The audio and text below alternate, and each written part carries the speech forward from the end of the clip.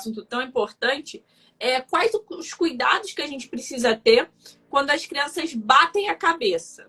Porque parece que a cabeça da criança procura o chão, a quina de alguma coisa, e sempre a gente vê testa roxa, galo machucado. Então, quais os cuidados que a gente deve ter com essas batidas de cabeça, né? Não necessariamente só de queda, mas de bater cabeça.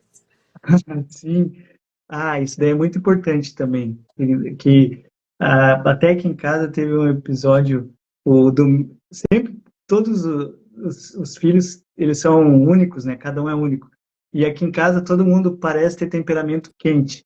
Então, um é sanguíneo, outro colérico, outro não sei ainda exatamente qual que é bebê, mas parece ser bem quente, que ele é cheio de energia. Então, geralmente as crianças que têm um temperamento mais quente, que são mais enérgicas, assim, de correr, costumam ter mais acidentes.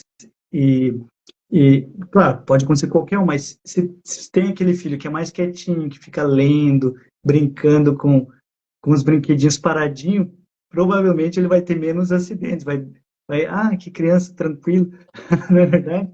Mas aqui em casa a gente tem todo mundo, então, que tem bastante, bate joelho, machuca, sai sangue da cabeça. Então, quando que eu devo me preocupar?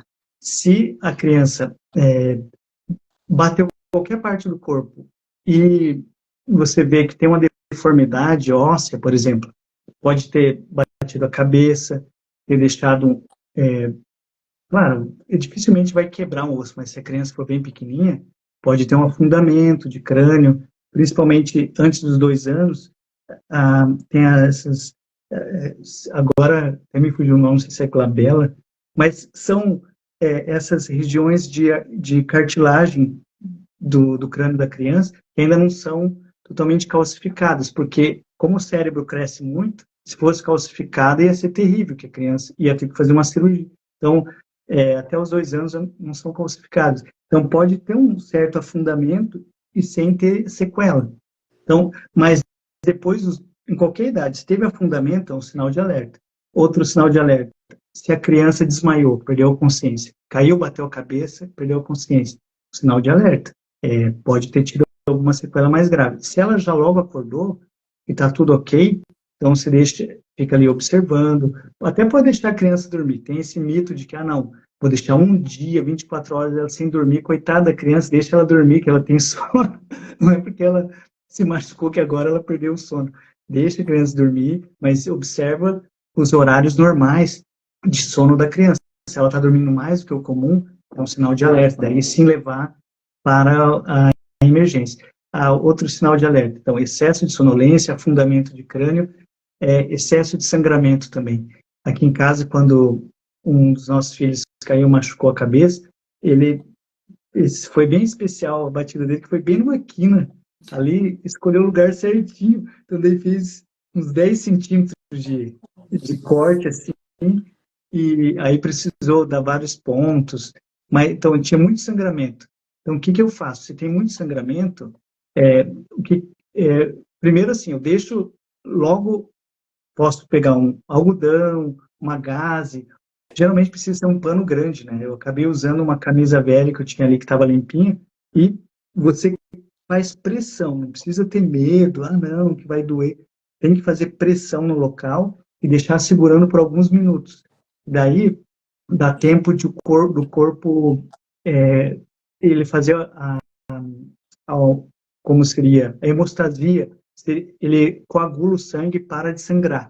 Se eu ficar só limpando, daí você tira o coágulo e vai continuar sangrando. Eu limpo de novo, tiro o coágulo, sangra. Então, uma dica, qualquer corte que esteja sangrando muito, melhor deixar ali, obstrui e deixa coagular. Não tem problema ficar coagulado. Daí depois, assim que o corpo vai se restabelecendo, depois você limpa ali. Não tenta limpar tudo na hora. Primeiro estanca o sangramento e aí depois leva para o hospital se for um corte grande, porque pode precisar levar ponto.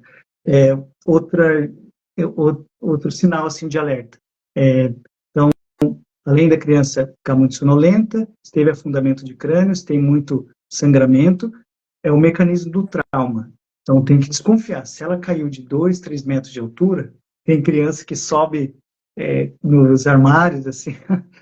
Tem até vídeo na internet, né, de criança que coloca uma cadeira em cima da outra, que daí sobe. São muito espertinhos. Então, mesmo que a criança pareça estar bem, tem que ficar de olhar, está chorando muito. Foi uma altura grande.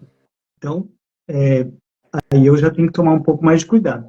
Eu acho que se a criança caiu de uma altura, sei lá, mais do que 2 metros, por exemplo, 1,5 m, não tem um número específico. Mesmo que ela esteja bem, e você percebe, você fica na dúvida, é melhor levar para o hospital para passar por uma avaliação, ou pelo menos, se você mora longe de um hospital, aí sim ficar muito atento nas primeiras horas.